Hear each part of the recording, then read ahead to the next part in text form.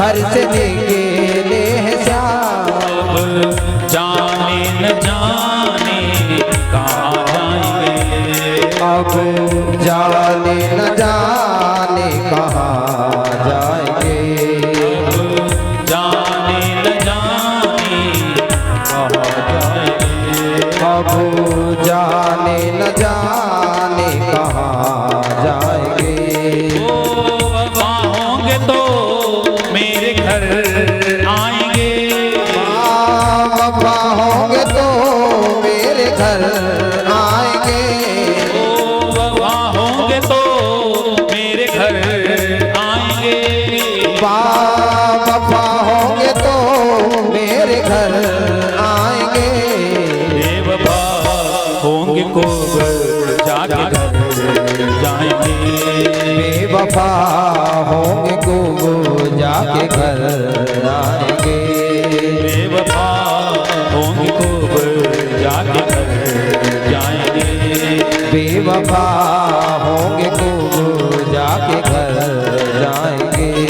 प्रीत मोहन से की इस भरोसे से की, प्रीत मोहन से की इस भरोसे से की, प्रीत मोहन से की इस भरोसे से की, प्रीत मोहन से की इस भरोसे से की।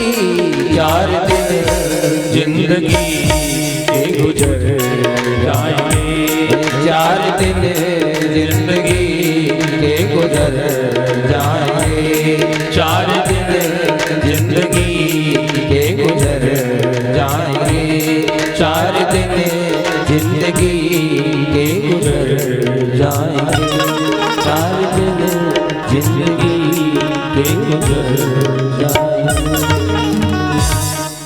गोपियां विलाप करती रही, रुदन करती रही। रथ पहुंच गया है यमुना जी के तट पे।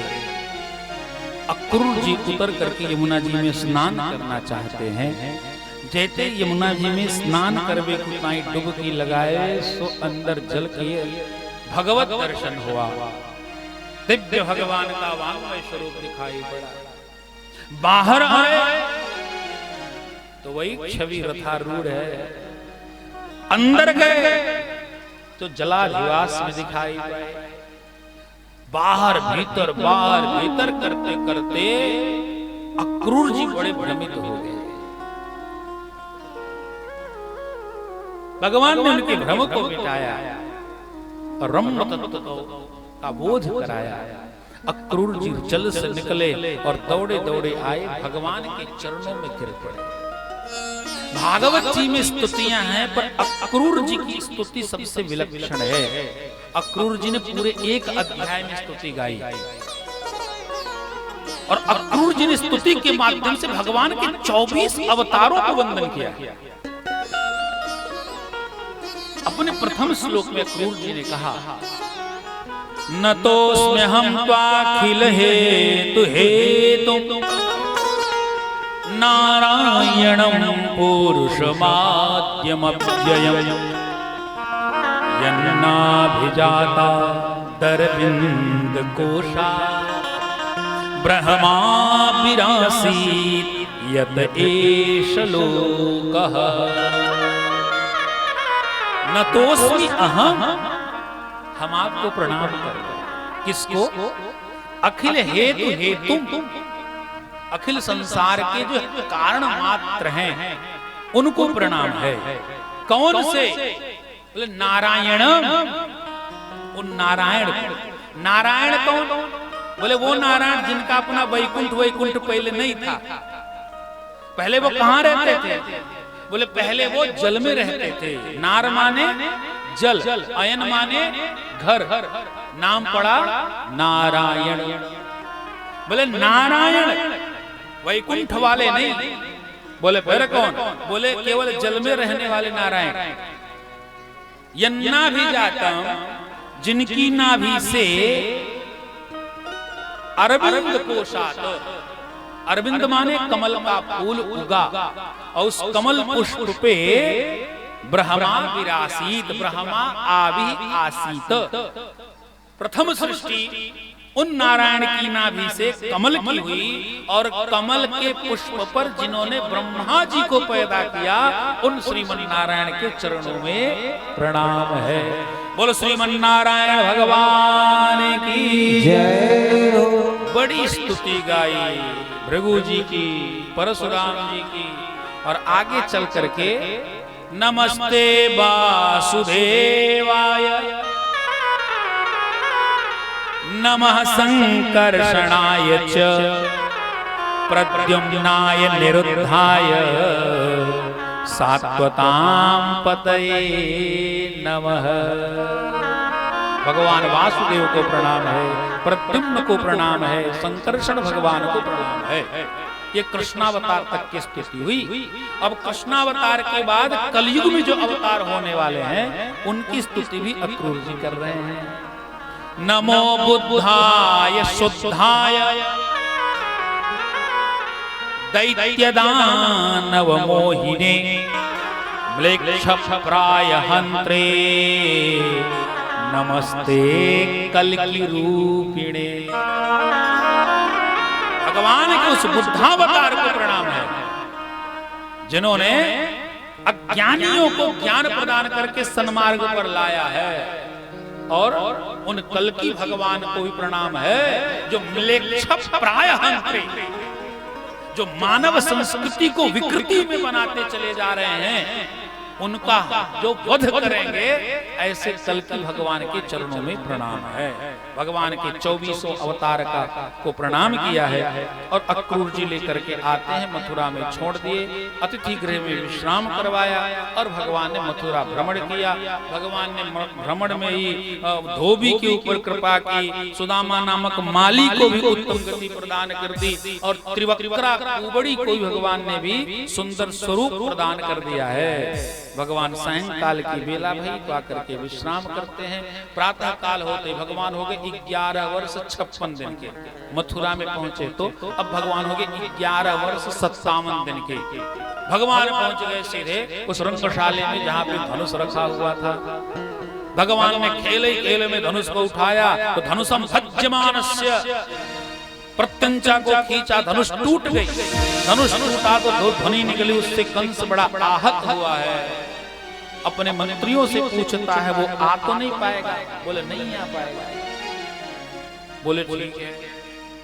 कुले या फिर हाथी, रास्ते में भगवान ने कुले या फिर हाथी को भी उत्तम गति प्रदान की।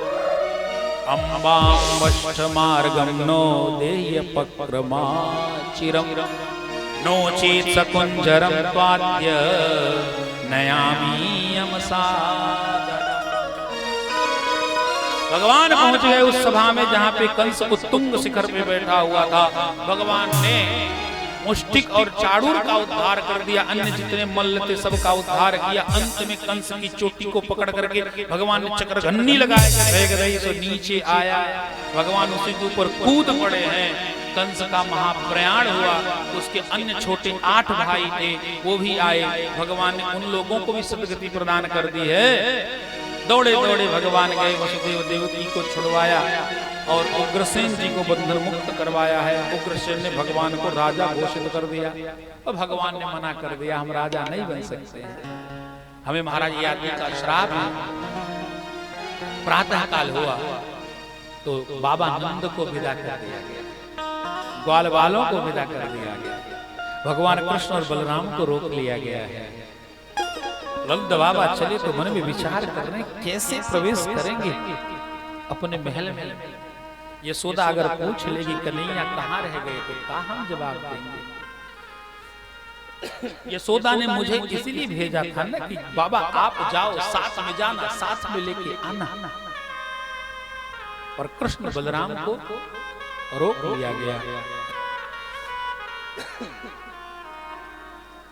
सायंकाल की बेला है, ब्रज शांत हो गया है, स्तब्ध हो गया है।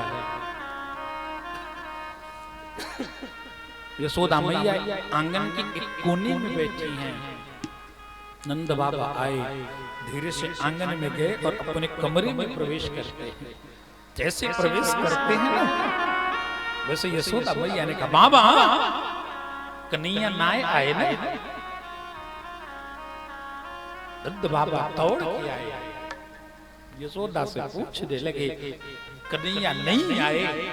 यशोदा ये तुम्हें कैसे पता चला? यशोदा मैया कहती मुझे पहले ही पता था। एक बार कृष्ण अगर मथुरा जाएंगे तो वापस दोबारा नहीं आएंगे, ये हमें पता था। नंद बाबा ने पूछा तुम्हें कैसे पता? यशोदा मैया कहती हैं जिस बालक की सेवा मैंने 11 वर्ष तक की और वो जब मुझसे दूर जाने लगा तो ऐसा लगा जैसे मेरे प्राण निकल जाएंगे, जबकि उसको मैंने जन्म नहीं दिया। मुझे पता है वो मेरा जना हुआ नहीं है। जिसको मैंने जन्म नहीं दिया उसके प्रति इतना प्रेम जब मेरा प्रगाढ़ हो गया तो जिस माता ने जन्म दिया होगा अगर उस कन्हैया को एक बार वो देख लेगी तो वापस नहीं आने देगी, ये मुझे पता है। क्योंकि माता के हृदय की वेदना केवल मां जान सकती है। यशोदा मैया नंद बाबा गाएं सब रुदन करने लगे। इधर प्रातः काल हुआ तो भगवान का क्षौर कर्म संस्कार करवाया गया। भगवान को जनेऊ दी गई, यज्ञोपवीत संस्कार हुआ और सांदीपन ऋषि के आश्रम में भेज दिया गया। भगवान सांदीपन ऋषि के आश्रम में केवल 64 दिन रहे, 2 महीने 4 दिन, केवल 64 दिन। और 64 दिन में भगवान ने सांदीपन ऋषि के आश्रम में 64 कलाओं को सीखा। भगवान जब चलने लगे गुरुदक्षिणा के रूप में गुरु के मृत पुत्र का आनयन किया है भगवान ने। ऐसा कार्य कोई धरती पे नहीं कर सकता। भगवान आए, एक बार की बात है, देव की मैया कहते हैं उधो तुमने कभी देखा कि नहीं देखा कृष्ण का मन यहाँ नहीं लगता है? उद्धव जी ने कहा नहीं ऐसा कुछ नहीं, कृष्ण का मन मथुरा में नहीं लगता है। उद्धव जी ने भगवान से पूछा कन्हैया तुम्हारा मन मथुरा में नहीं लगता? बोले नहीं लगता तो है। उद्धव जी कहते तू प्रसन्न क्यों नहीं रहता? आजकल बिल्कुल मुंह लटकाए लटकाए सब बैठा रहता है। तो मेरे तबला वाले भैया की तरह आजकल इसकी प्रसन्नता कहीं गायब हो गई है। मैं भी 5-6 दिन से परेशान। मैंने परसों कल पूछा, कल मैंने पूछा भी बात का है, दबा दबा सा चेहरा लेके क्यों बैठे रहते हो? बोलो कुछ नहीं। हमने कहा कुछ तो हो, ऐसे दबा दबा सा चेहरा लेके बैठे रहते अच्छा नहीं लगता।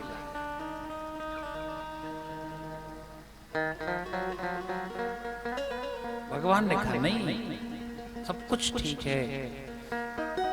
उद्धव जी कहते नहीं लगता तुझे यमुना के पुलिन की याद आती है, भगवान की रोमावलियां फड़कने लगी, लगता है तुझे वृंदावन की याद आती है, भगवान रोमांचित होने लगे, लगता है तुझे गोपियों की याद आती है। भगवान बिल्कुल ठाडस अपने आप को छिपाने का प्रयास करने लगे। और जैसे उद्धव जी ने कहा नहीं लगता तुझे यशोदा मैया के माखन की लोनी की याद आ रही होगी, भगवान की आंखें सजल हो गई।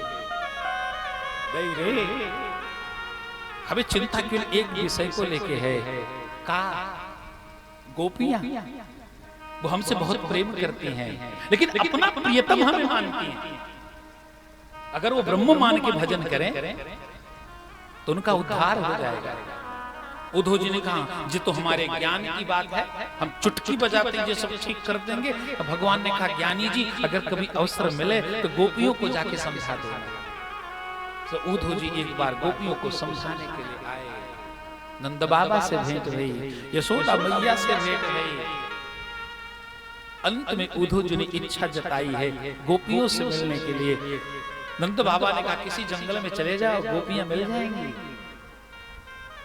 सो उद्धव जी आए, जंगल में एक वृक्ष के ओट में खड़े हो गए, गोपियां बैठी हुई हैं और गोलाई गोलाई से गोपियां बैठी हैं, आपस में सब कृष्ण चर्चा ही कर रही हैं।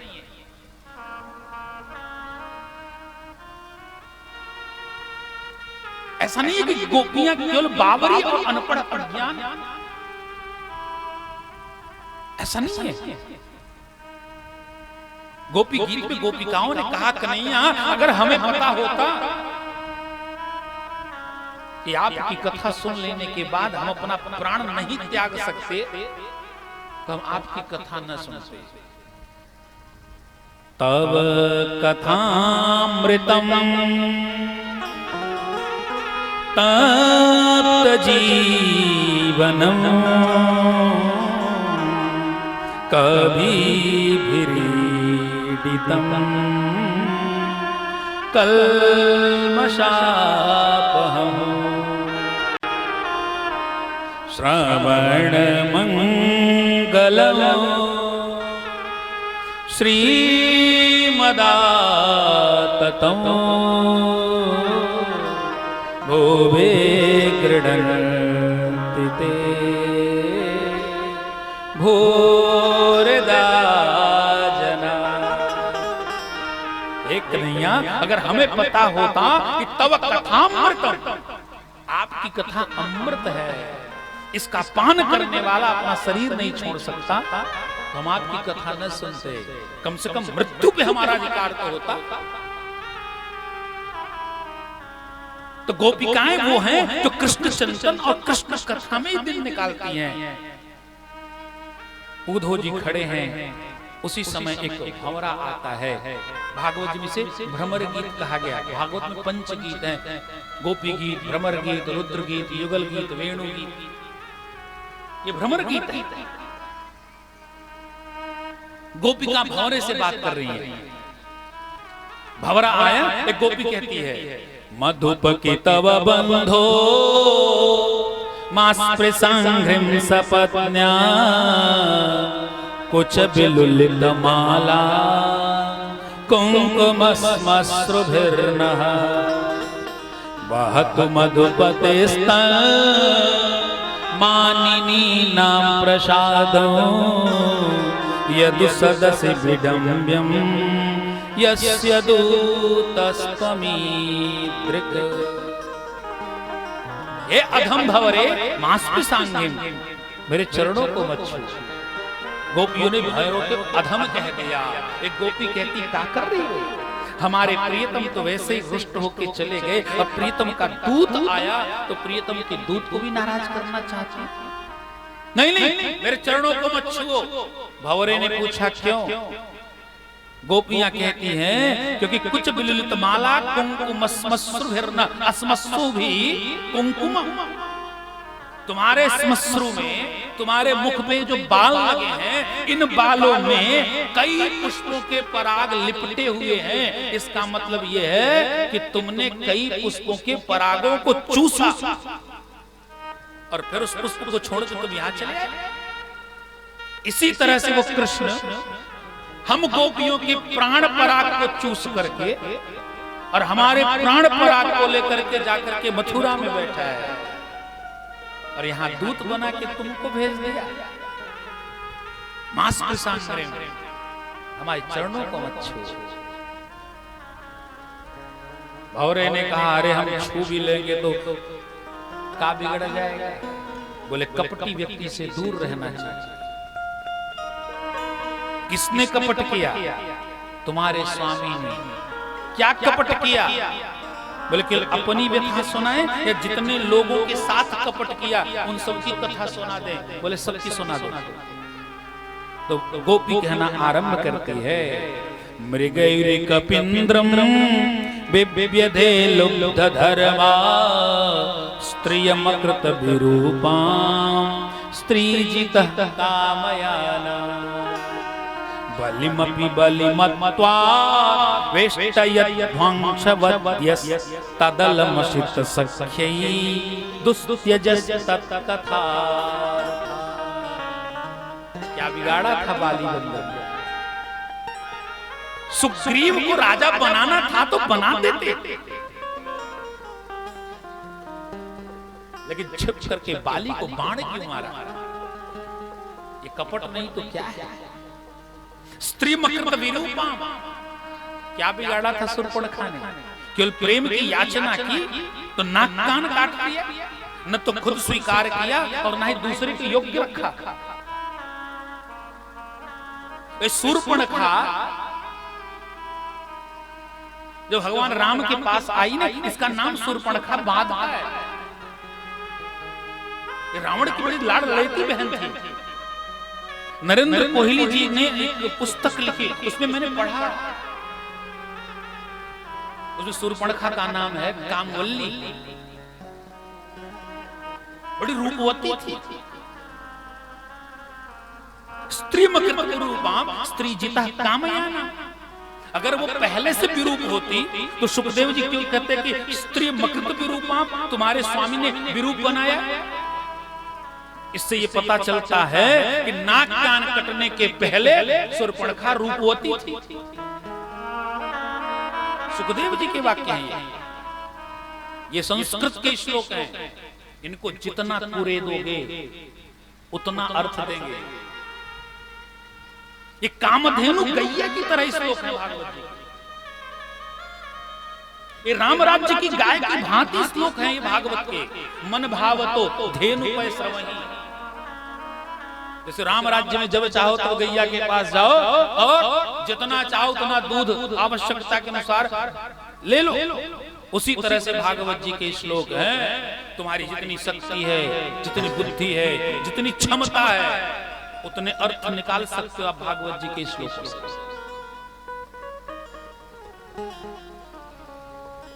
आगे तो बड़ी कड़ी हुई बात कह दी। बलि बलि बलि क्या बिगाड़ा था राजा बलि ने? क्या किया? 52 अंगुल का बन के गए, 3 पग की भूमि मांगी और 3 पग में त्रैलोक्य नाप लिया। ऐसा कहीं होते देखा क्या किसी ने? ये कपट नहीं तो क्या है? उद्धव जी ने कहा राम री, ये तो गोपिकाएं हमसे भी ज्यादा जाने। सो दौड़ के आए उद्धव जी, मैं कृष्ण का परम प्रिय मित्र, आप सबको प्रणाम करता हूं। अरे उद्धव जी की योग्यता बहुत बड़ी है, बड़ी लंबी डिग्री है इनकी। अगर इनकी डिग्री पढ़े ना तो पूरे एक श्लोक में है। वृष्णीनां प्रवरो मंत्री कृष्णस्य दैतः सखा शिष्यः बृहस्पते साक्षात् उद्धवो बुद्धिसत्तवः। वृष्णिवंशी क्षत्रियों के महामंत्री, कृष्णस्य दैतः सखा, भगवान कृष्ण के परम प्रिय मित्र, शिष्य बृहस्पते साक्षात, साक्षात बृहस्पति के शिष्य जिनका नाम उद्धव है। इतनी बड़ी डिग्री है उद्धव जी के पास। और उद्धव क्या कर रहे हैं वृंदावन में जाके? गोपियों से ज्ञान सीखना आरंभ कर। गोपियों से बोले, गोपियां हम कृष्ण के परम प्रिय मित्र हैं, तुम भजन बहुत बढ़िया करती हो, लेकिन जिन कृष्ण को अपना प्रियतम मान के भजन करती हो उन्हें अपना ब्रह्म मानो। ब्रह्म मान के भजन करोगी तो तुम्हारा उद्धार हो जाएगा। तो गोपियों ने एक प्रश्न पूछा, हे उद्धव, मन कितने होते हैं? तो बोले मन तो एक ही होता है। तो गोपियों ने कहा, उद्धव मेरे मन न भये 10-20। उद्धव मेरे, हे उद्धव, हमारे पास 10-20 मन नहीं है।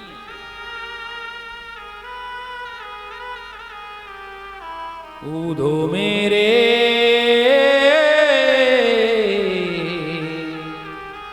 मन न भये 10-20। उद्धव मेरे मन न भये 10-20। एक हो तो सो गयो श्याम संग, को अवराध है ईश। उद्धव मेरे मन न भये 10-20। इंद्रिय शिथिल भई केशव बिन, इंद्रिय शिथिल भई केशव बिन, ज्यों देहि बिनु शीश। उद्धव मेरे मनन भये 10-20 हे उधो एक ही मन था, वो भी कृष्ण के साथ चला गया। अब हम तुम्हारे ब्रह्म का भजन कैसे कर सकते? हाँ, एक निवेदन है, कदाचित कभी मथुरा जाना, आप एक काम करना, वो हमारा जो मन लेके गए कृष्ण उनसे वापस लाके हमें दे देना, फिर हम तुम्हारे ब्रह्म का भजन कर लेंगे। लेकिन हे उधो, श्याम गति श्याम ही है प्राणपति, आठो याम उधो हमें श्याम ही सुसाम है। श्याम ही ये श्याम जिए, श्याम ही है प्राण पिए, आधे की आधार श्याम हे उधो, यहाँ तो सब कुछ श्याममय, जित देखो तित श्याममय है। हमारे रोम रोम में श्याम बसे हैं। बस एक निवेदन अंतिम बार करती हूँ कि भगवान कृष्ण हमें अपनाए या न अपनावे, वो दोबारा हमें दर्शन दे या न दे, इसकी हमें चिंता नहीं है। लेकिन हम कभी भी कृष्ण को छोड़ करके किसी अन्य का भजन नहीं कर सकती हैं। ये तो प्रेम की बात है, ये तो प्रेम की बात है। बंदगी तेरे बस की नहीं है, तो प्रेम की बात है उधो। बंदगी तेरे बस की नहीं है,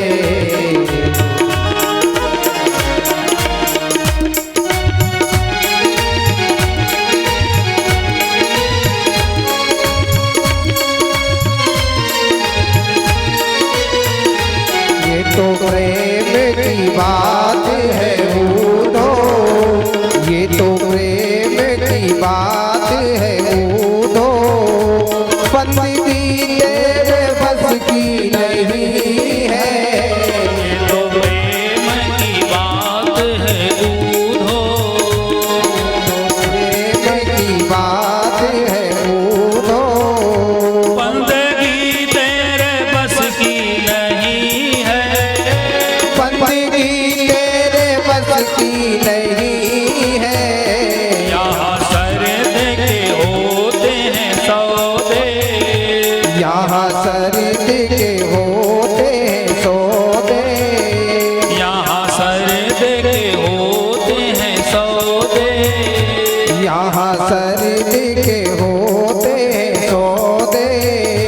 आशिकी इतनी सस्ती नहीं है, आशिकी इतनी सस्ती नहीं है, ये तो प्रेम की बात है उधो, ये तो प्रेम की बात है उधो।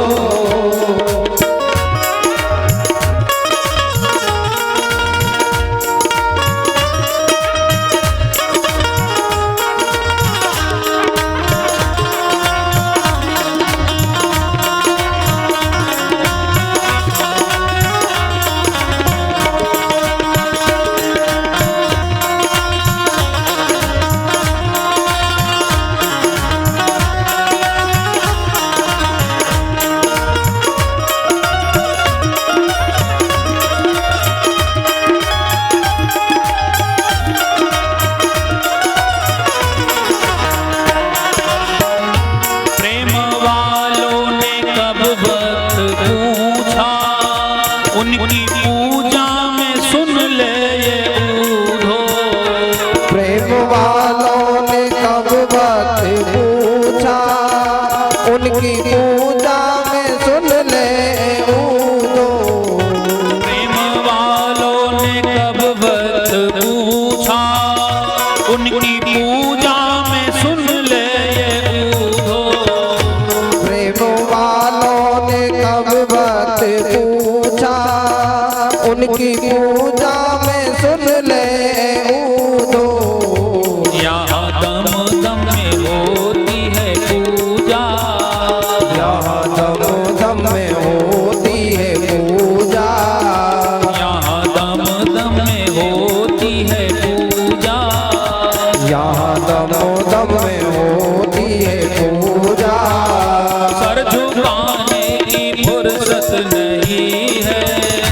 सर झुकाने की फुर्सत नहीं है। ये तो प्रेम की बात है बूढ़ो, ये तो प्रेम की बात है बूढ़ो।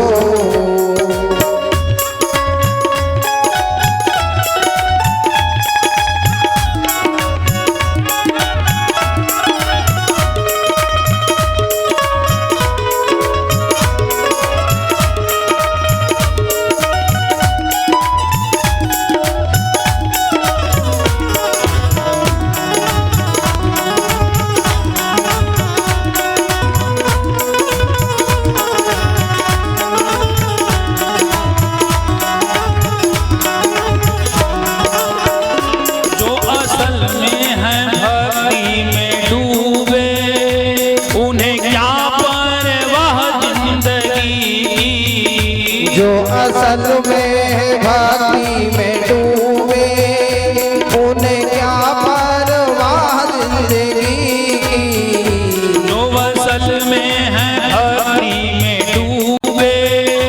उन्हें क्या परवाह जिंदगी की।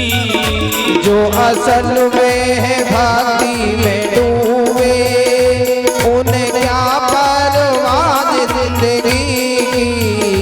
जो उतरती है चढ़ती है भक्ति, जो उतरती है चढ़ती है भक्ति, जो उतरती है चढ़ती है भक्ति, जो उतरती है चढ़ती है भक्ति। वो हकीकत में भक्ति नहीं है, वो हकीकत में मस्ती नहीं है। ये तो प्रेम की बात है बूढ़ो, ये तो प्रेम की बात है बूढ़ो।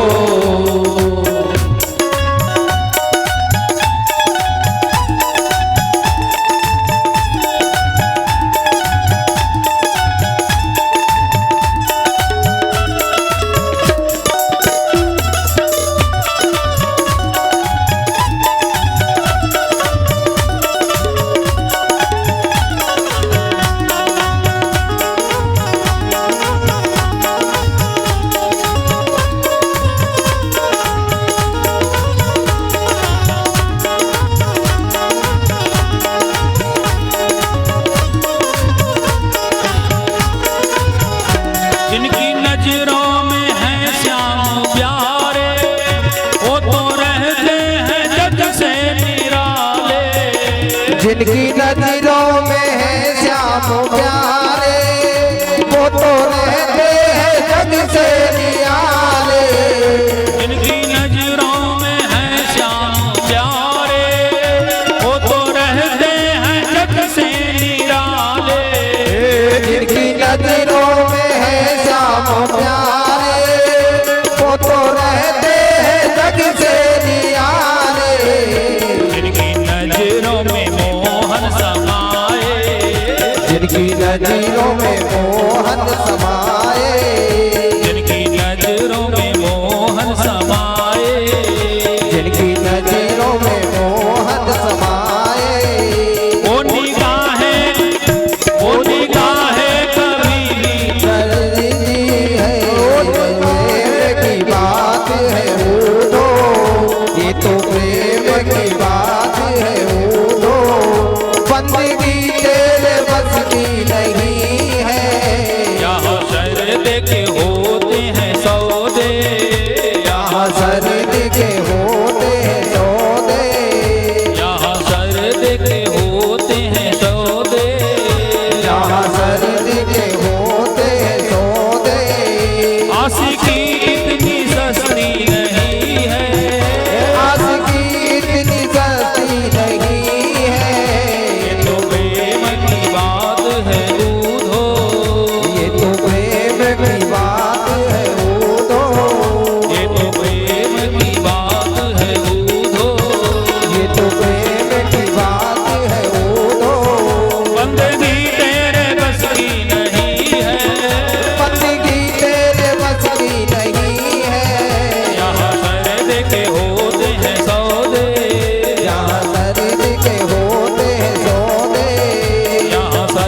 के होते हैं सौदे, यहाँ खरीद के होते हैं सौदे।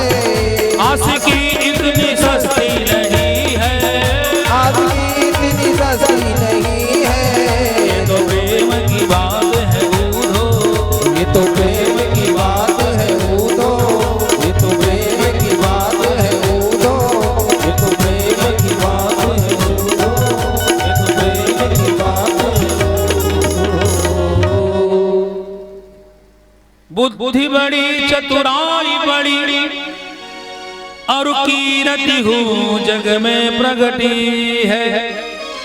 नाम बड़ो धन धाम बड़ो और सुंदरता तन में प्रगटी है। झूमत मत गजेंद्र से कछु नाही घटी है। तुलसी रघुनाथ के भक्ति बिना जैसे सुंदर नारी की नाक कटी है। गोपियां कहती है गोधो, जैसे कोई युवती हो, बड़ी रूपवती हो, इसका विवाह खूब रूपवान के साथ हो जाए, बढ़िया बढ़िया वस्त्र आभूषण हो, दरवाजे पे खूब घोड़ा हाथी रथ। हाँ, वर्तमान समय में BMW कार हो, घोड़ा हाथी से तो काम चलने वाला है। उसके घर की शोभा इंद्र के समान हो, लेकिन अगर उस युवती की नाक कटी है तो सारा धन वैभव सुंदरता बेकार है। उसी तरह से जीवन में सब कुछ रहे, सारा पदार्थ रहे, पर भक्ति नहीं है तो सब बेकार है। हाँ, कथा में रुचि होनी आवश्यक है। मन को कथा में लगाना रसगुल्ले में न अटका देना भैया। अब ये लोग भी गलती करने पहले से ही लाए के सजाए दे रहे हैं। चलो कोई बात नहीं है, इसी के सहारे कुछ देर और कृष्ण चर्चा हो जाएगी, भागवत चर्चा हो जाएगी। हाँ, रसगुल्ले के सहारे। तो ऐसा नहीं है, आप लोग बड़े ध्यान से कथा सुन रहे हैं, बड़े प्रेम से कथा सुन रहे हैं, और आप सुन रहे इसलिए हम सुना रहे हैं। आप न सुनते तो हम तो पोथी पलट के चल देते। हाँ, कथा कहने में कौन सी? एक जन पूछे, बोले महाराज कथा सुना दो। बोले कौन सी? बोले राम कथा। बोले कैसे सुनाए दे? बोले सबसे जल्दी वाली कथा सुनाओ। बोले ध्यान से सुनो। फूल दिया, अक्षत दिया, राम रमन्ना दुई जन्ना, एक ठाकुर एक बाभन्ना। वाने वाकी बहन की नाक कटन्ना, वाने वाकी नारी चुरन्ना। बस इतना ही रही बात अन्ना, तुलसी जी लिख दिन एक उठन्ना, सियावर रामचंद्र की हो गई। राम हम भी ऐसे सुना सकते, लेकिन नहीं, आयोजन हुआ है, आप लोग आए हैं, और सबसे अच्छी बात है ये हवा नहीं मिलेगी कहीं आप लोगों को। हाँ, ये जितनी हवा लेना चाहो ले लो भैया।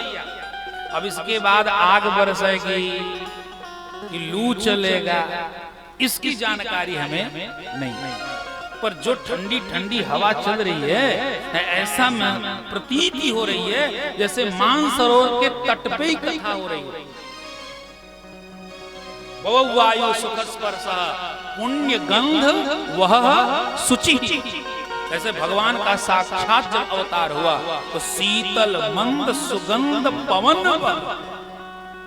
उसी तरह की बयार का जो आनंद है और उसमें जो कथा श्रवण किया जा रहा है वो अत्यंत लाभदायी है, प्रेमास्पद को प्राप्त कराने वाला है। बस थोड़ी ही देर में भगवान का विवाह करवा के कथा को विश्राम देते हैं। उद्धव जी वहां से चले तो प्रणाम किया है, गोपिकाओं के चरण रज को अपने सिर पे रखा, वापस चले आए मथुरा। मथुरा आए तो उद्धव ने गोपियों का संदेश दिया है और भगवान ने उनके संदेश को स्वीकार किया, ब्रह्म तत्व का बोध कराया है। कंस की दो पत्नियां जिनका नाम अस्ति और प्राप्ति है। यहाँ से 49 अध्याय की कथा संपन्न हुई। भागवत महापुराण के 10वें स्कंद के पूर्वार्ध की 49 अध्याय की कथा संपन्न हुई। 50वां अध्याय आरंभ हुआ तो अस्ति और प्राप्ति की कथा आई है। अस्थि और प्राप्ति दोनों अपने पिता के घर को चली गई।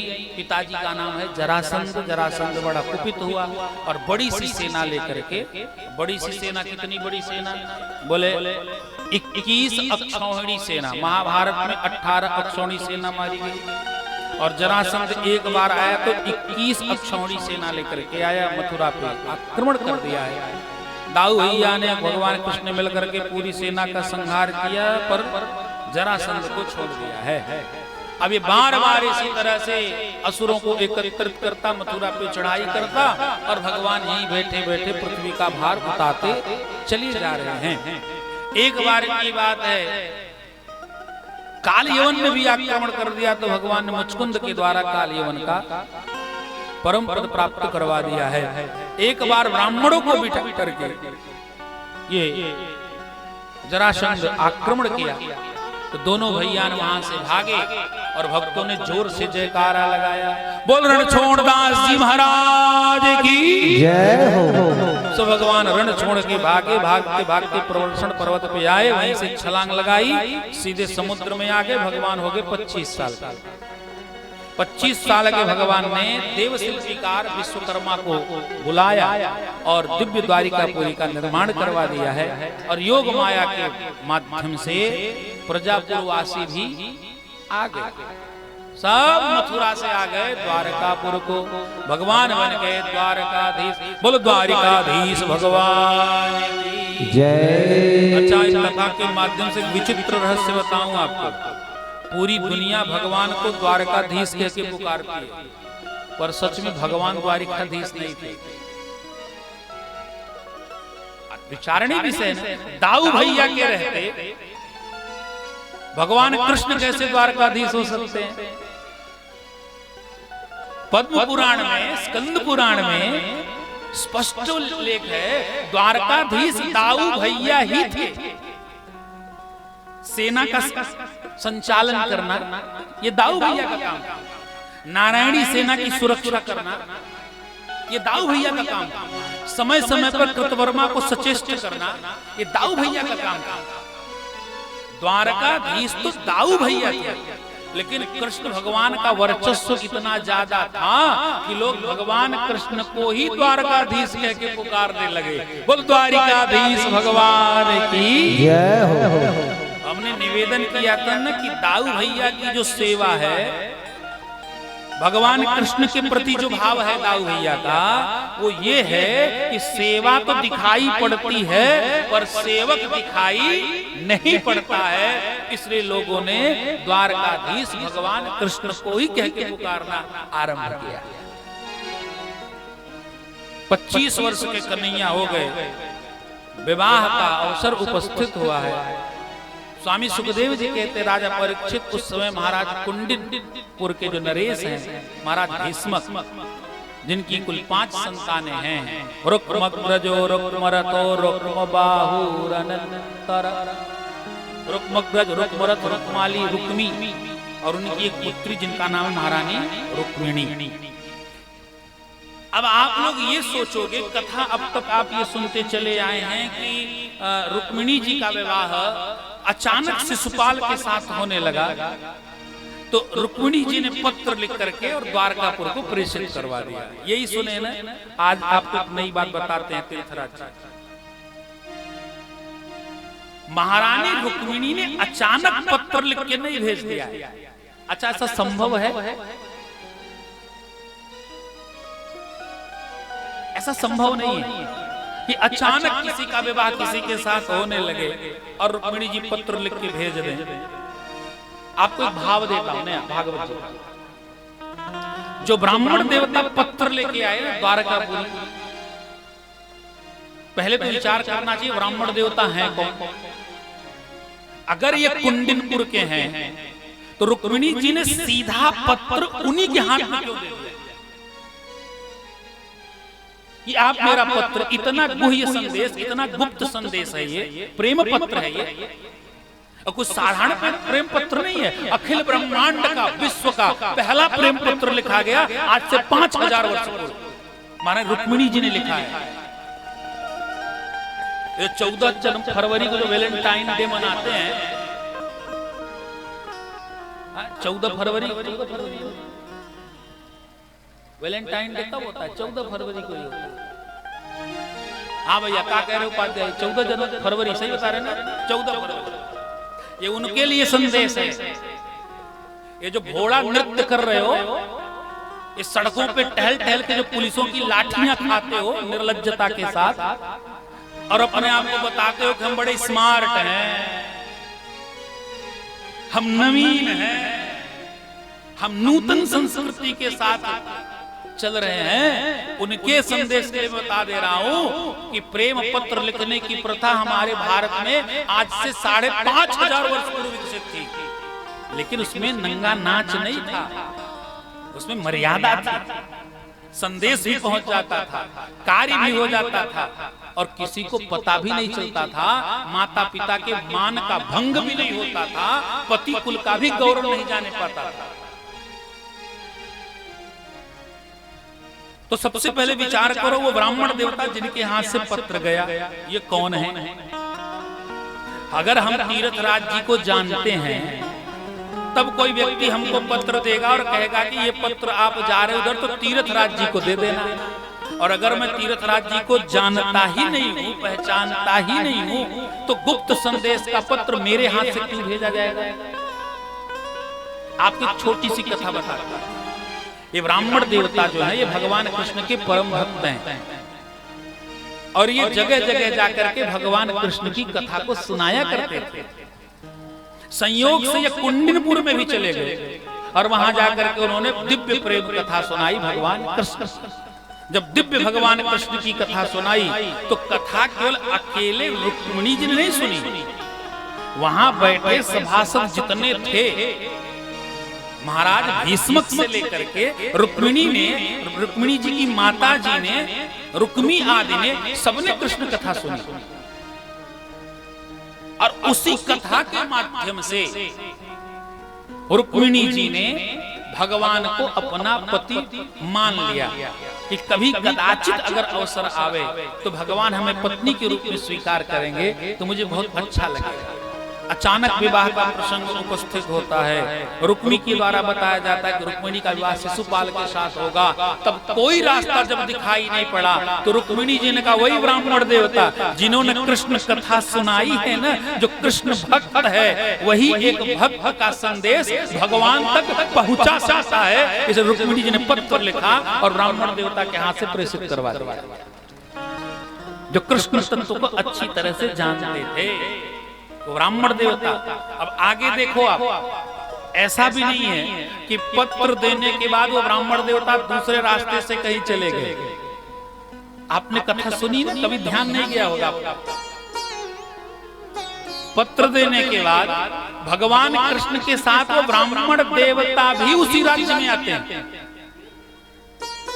कदाचित उन ब्राह्मण देवता को अगर रंच मात्र का भय होता कि राजकुमारी का संदेश लेके आया, अगर ये बात गुप्तचरों को पता चल गई होगी, तो राजा तो हमें मृत्युदंड दे देगा। तो जानबूझ करके प्राण देने क्यों ब्राह्मण देवता चले जाते? लेकिन उन्हें पता था ये ब्रह्म है, ये कृष्ण है, ये जगत नियंता है। उन्हें ये ज्ञान था इनका विवाह रुक्मिणी जी के साथ होगा, और रुक्मिणी जी के साथ भगवान का विवाह हो जाए, इसीलिए तो कृष्ण कथा सुनाने वहां तक गए थे।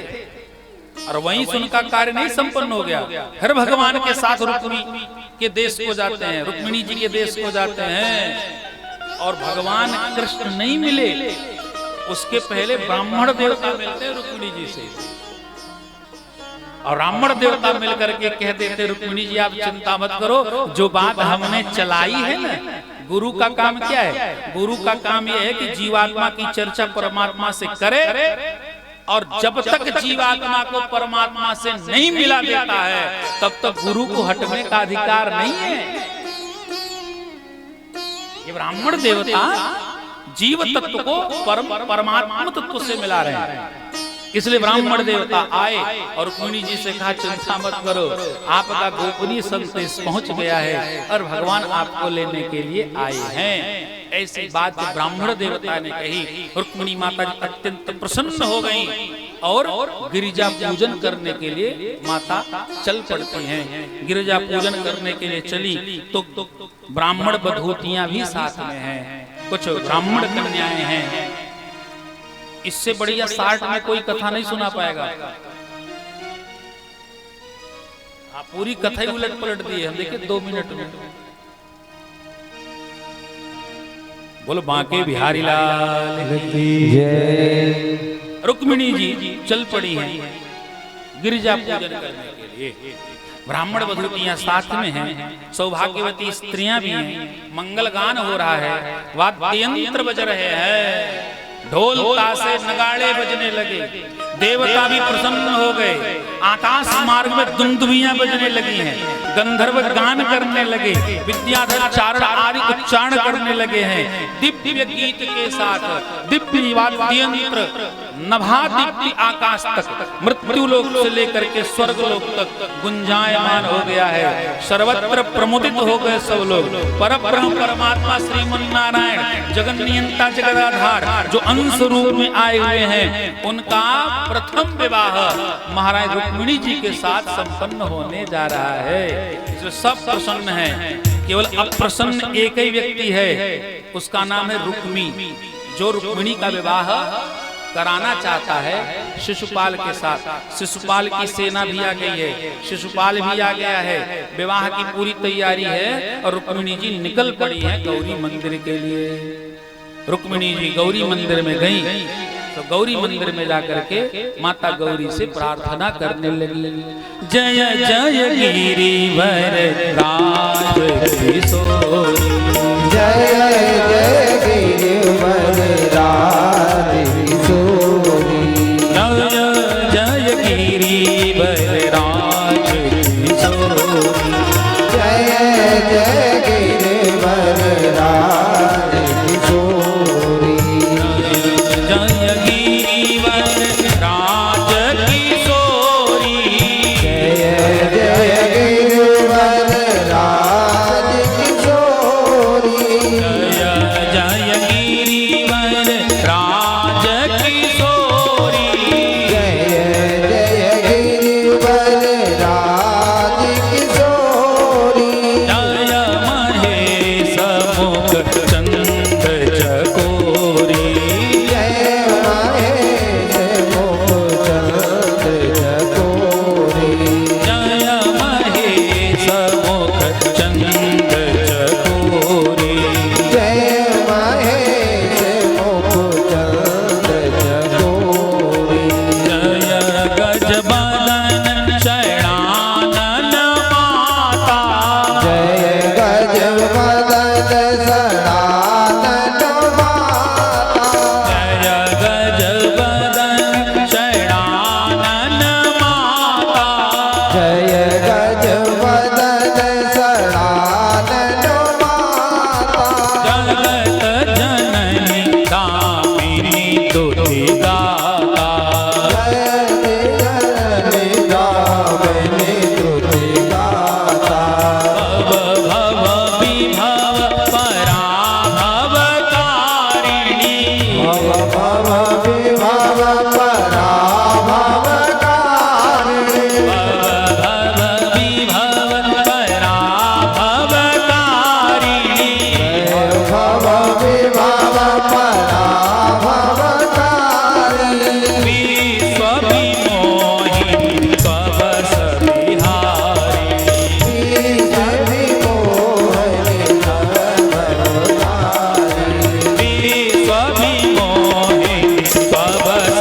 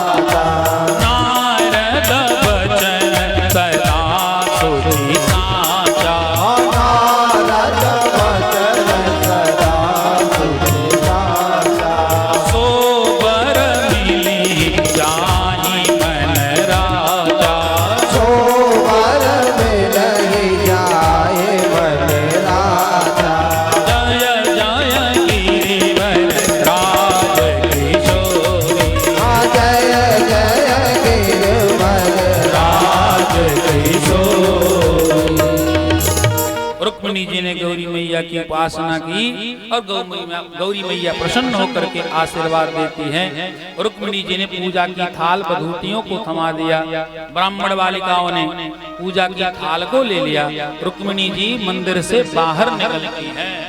जैसे मंदिर से बाहर निकली, तांबीर मायांबर वीर मोहिनी, रुक्मिणी जी ने ऐसी माया प्रकट कर दी कि बड़े बड़े वीर भी उस रूप को देख करके व्यामोहित हो गए। जब सारे सैनिक व्यामोहित हुए, आधे लोग देखने लगे रुक्मिणी जी को, उसी समय भगवान का रथ भी आ गया। भगवान आए, भगवान अपने रथ पे आरूढ़ होकर के आते हैं। रथारूढ़ होकर के भगवान आए, सब लोग देख रहे हैं। आधे लोग रुक्मिणी जी को देख रहे हैं, आधे लोग भगवान श्याम सुंदर को देख रहे थे। तब तक भगवान दौड़ते हुए आए, रुक्मिणी जी का हाथ अपने हाथ में लेकर के भगवान रथारूढ़ किए, भगवान लेकर के वहां से चले गए हैं। और रुक्मिणी हरण भगवान की जय हो, और रुक्मिणी हरण भगवान की जय हो। तो भगवान रुक्मिणी जी को लेकर के वहां से चले गए हैं। उधर से दाऊ भैया की सेना आई, इधर से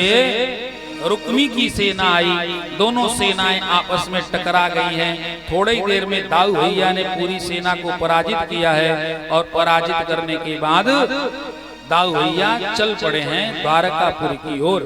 इधर रास्ते में रुक्मी भगवान से मिल गया, भगवान के साथ युद्ध करता है और भगवान ने रुक्मी को पकड़ करके जैसे ही तलवार का प्रहार करना चाहा, रुक्मिणी जी ने हाथ पकड़ लिया है। भगवान ने सिर छेद तो नहीं किया, पर सिर पर से बाल हटा दिए भगवान, और बाल हटा करके भगवान ने रुक्मी को वहीं छोड़ दिया है। रुक्मी ने भोजकट नामक नगरी को बसा लिया, अब वो वहीं रहने लगा है। और भगवान रुक्मिणी को लेकर के द्वारिकापुरी में चले आते हैं और सुंदर सा मुहूर्त देख करके भगवान ने विवाह मंडप बनवाया है। और विवाह मंडप में रुक्मिणी जी के साथ भगवान का विवाह हो। थोड़ी देर में गोपाल जी का तुलसी मैया का विवाह होगा। आइए हम लोग रुक्मिणी जी का श्रृंगार करा लेते हैं। इधर श्रृंगार चलता रहेगा, उधर नीचे में कन्यादान का क्रम चलता रहेगा।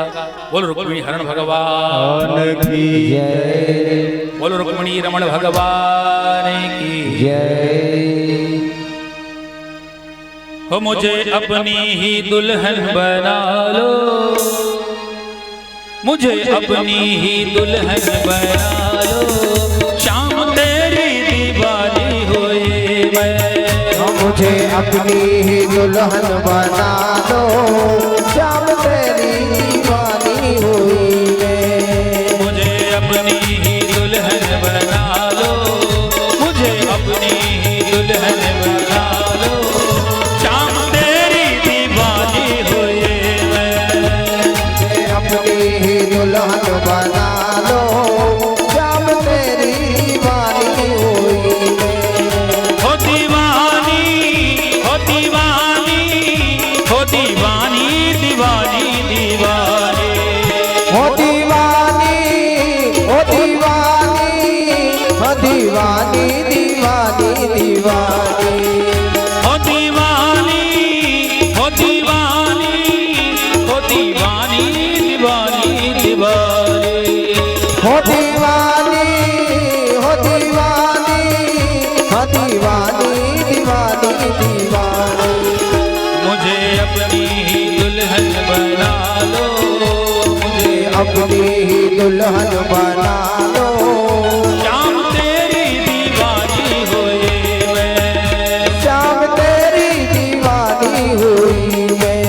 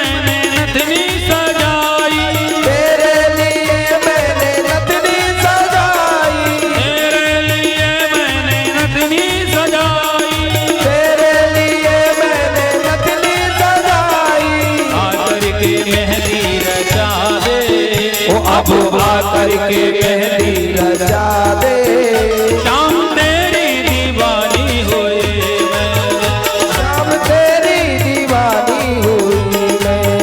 मुझे अपनी ही दुल्हन बना ले, मुझे अपनी दुल्हन बना ले, श्याम तेरी दीवानी हुई मैं, श्याम तेरी दीवानी हुई मैं।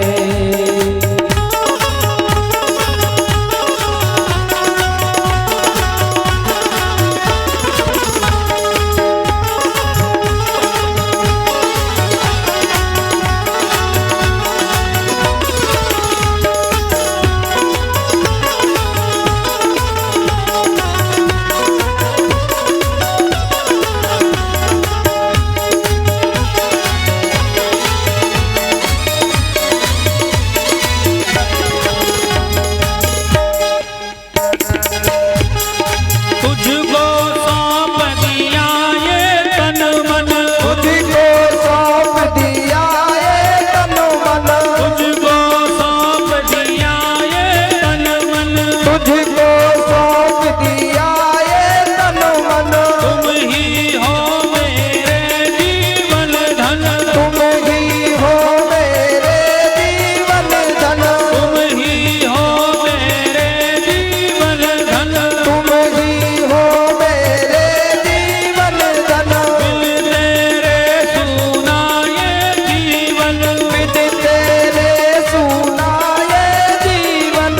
आकर के मुझे अपना ले, अब आकर के मुझे अपना लो, अब आकर के मुझे अपना ले, अब आकर के मुझे अपना ले। श्याम तेरी दीवानी हुई मैं, श्याम तेरी दीवानी हुई मैं। ओ दीवानी, ओ दीवानी, ओ दीवानी, दीवानी दीवानी, ओ दीवानी, ओ दीवानी, ओ दीवानी दीवानी दीवानी।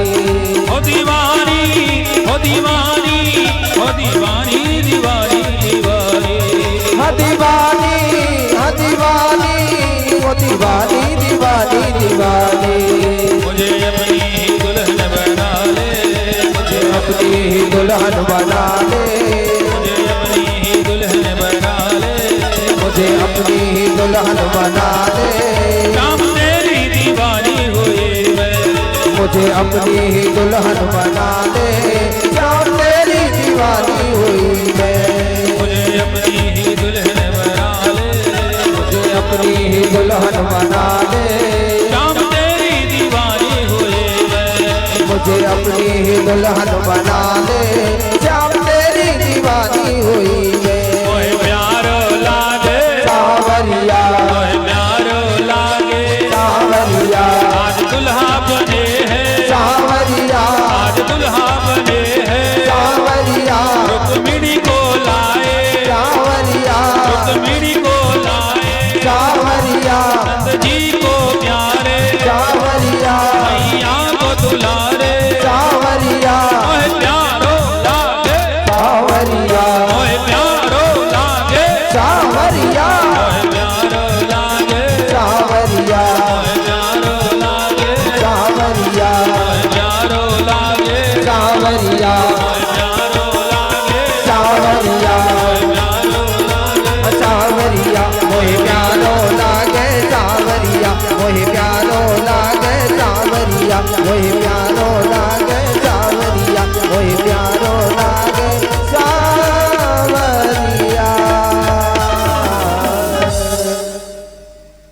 बोल रुक्मिणी हरण भगवान की जय। भगवान का दिव्य विवाह संपन्न हो रहा है।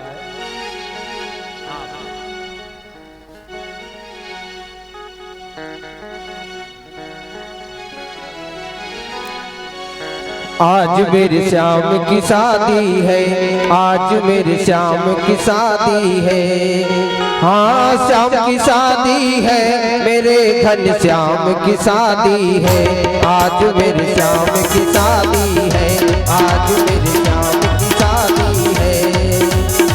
ऐसा लगता है सारे संसार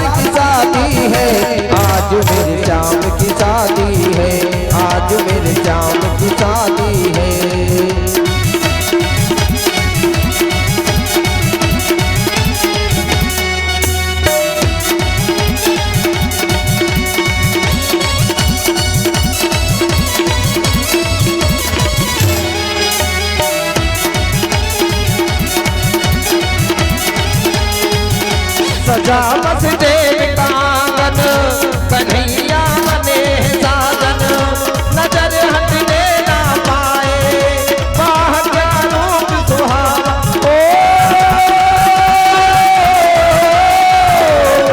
आज जन के अरमान की शादी है, आज मेरे श्याम की शादी है, आज मेरे श्याम की शादी है। हाँ श्याम की शादी है, मेरे घनश्याम की शादी है।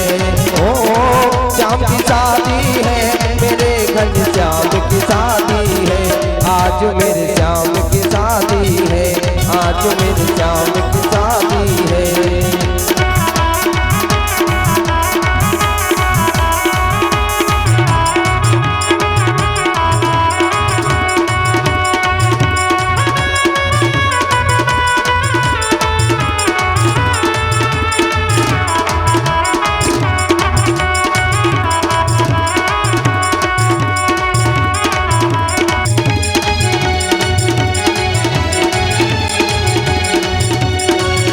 बनी है कैसी जोड़ी श्याम संग रुक्मणी गोरी, बनी है कैसी जोड़ी श्याम संग रुक्मणी गोरी। द्वारिकाधीश कृष्ण संग विदर्भ की राज किशोरी। ओ आज विश्व के जन जन के अरमान की शादी है, आज मेरे श्याम की शादी है, आज मेरे श्याम की शादी है।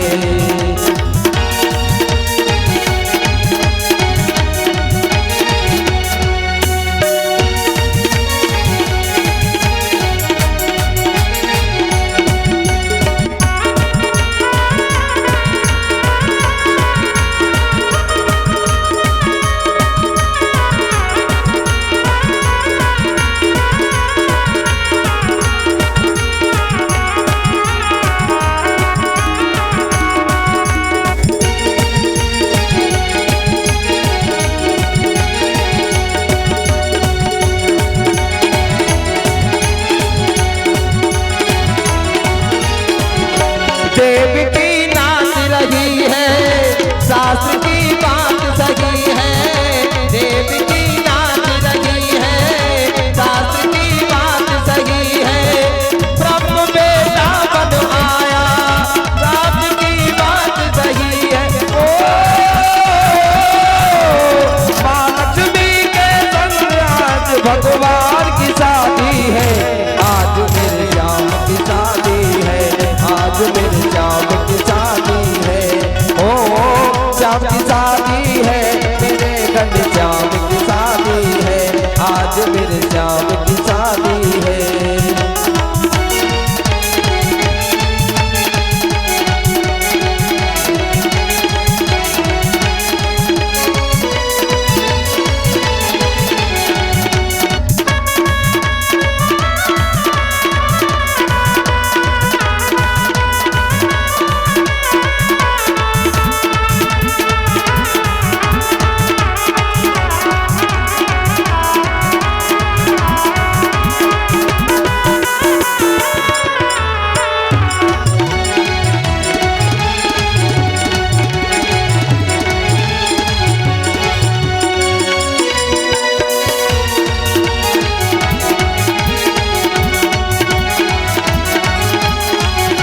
द्वारिका के नर नारी खुशी है मन में भारी।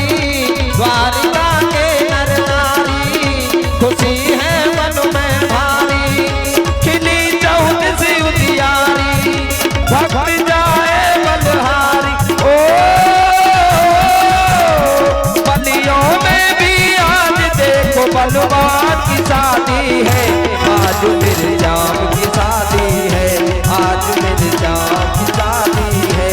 हाँ श्याम की शादी है, मेरे घनश्याम की शादी है, आज मेरे श्याम की शादी है, आज घनश्याम की शादी है।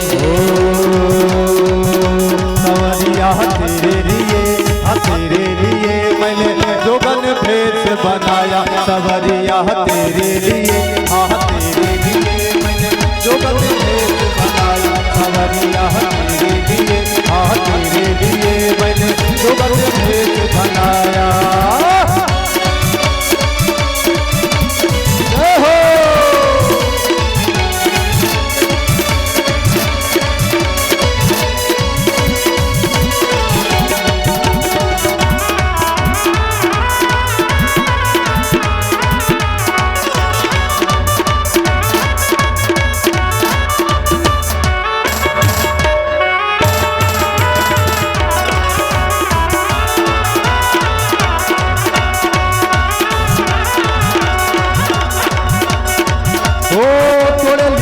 मैंने जग से नाता तोड़ लिया, ओ तोड़ लिया मैंने जग से नाता,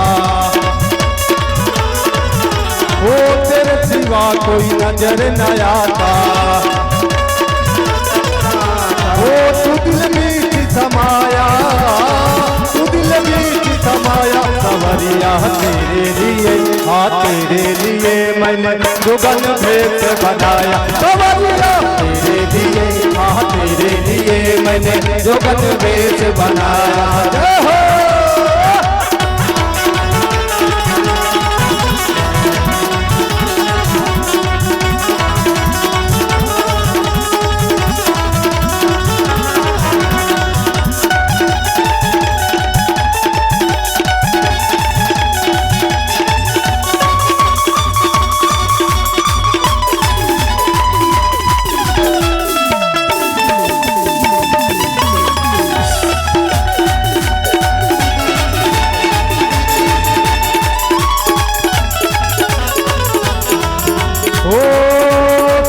सूरत ऐसी समाये,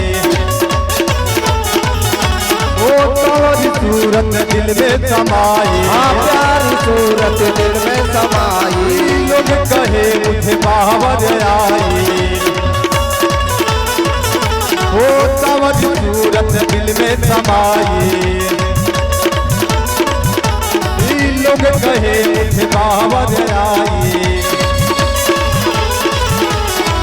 ऐसा रूप दिखाया तूने, ऐसा रूप दिखाया, सवरिया तेरे लिए, हाँ तेरे लिए मैंने जोगन भेष बनाया। सवरिया तेरे लिए, हाँ तेरे लिए तूने ऐसा रूप दिखाया।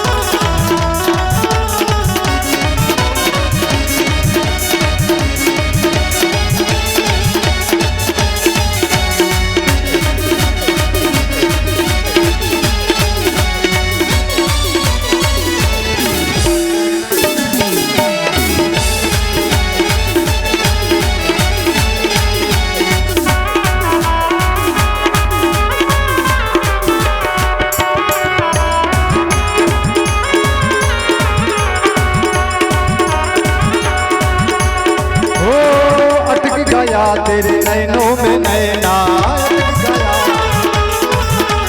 और तेरे पिया मेरे दिल में ही रहना, ओ अटक गया तेरे नैनों में नैना, ओ मेरे पिया मेरे दिल में ही रहना, ओ तूने ऐसा रूप दिखाया, तूने ऐसा दिल को चुराया। सवरिया तेरे लिए, हाँ तेरे लिए मैंने जोगन भेष बनाया। सवरिया तेरे लिए, हाँ तेरे लिए मैंने जोगन भेष बनाया। ओ मुकुट सिर मोर का मेरे चित चोर का, मुकुट सिर मोर का मेरे चित चोर का, तूने ना नैना नैना, तूने ना नैना नैना, तूने न सरकार के कटिले है कटार से, तूने न सरकार के कटिले है कटार से।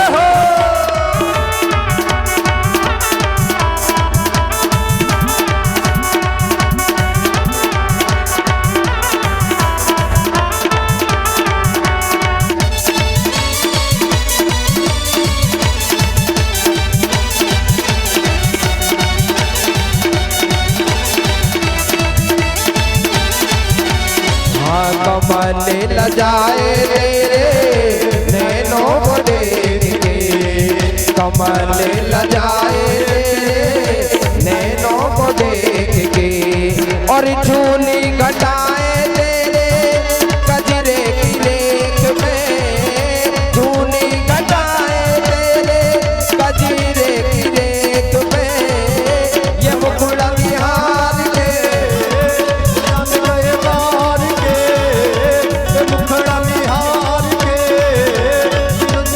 हार के, तूने न नैना, तूने न नैना, तूने न सरकार के कटिले है कटार से, तूने न सरकार के कटिले है कटार से।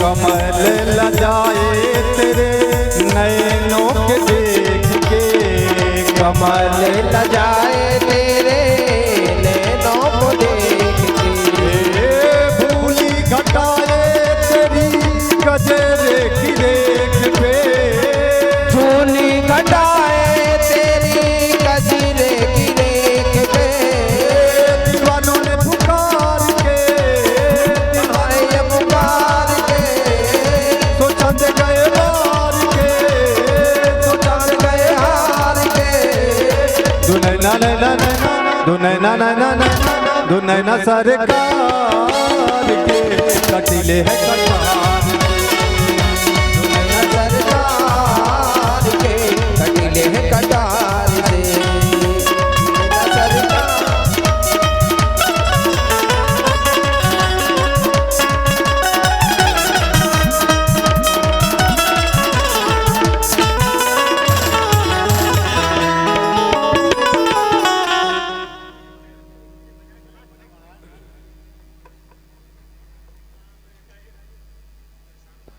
बोल बांके बिहारी लाल की जय हो। बोल द्वारिकाधीश भगवान की जय हो।